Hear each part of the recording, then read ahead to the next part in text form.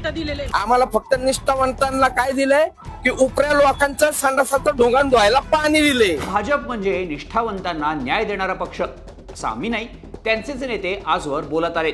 हम कार्यकर्ताओं को परिवार मानने वाले लोग हैं. मेरी पार्टी ऐसी पार्टी है जिसकी आत्मा मेरा कार्यकर्ता है.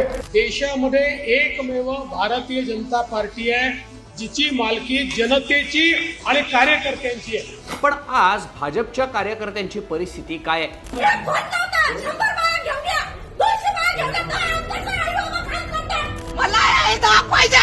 मी किती वर्ष शांत बसणार?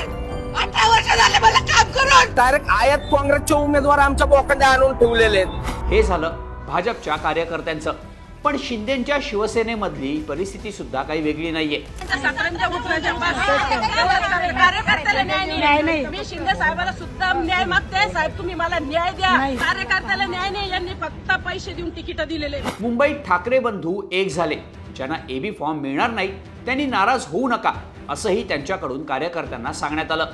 पण तरीही काही कार्यकर्ते नाराज झालेच.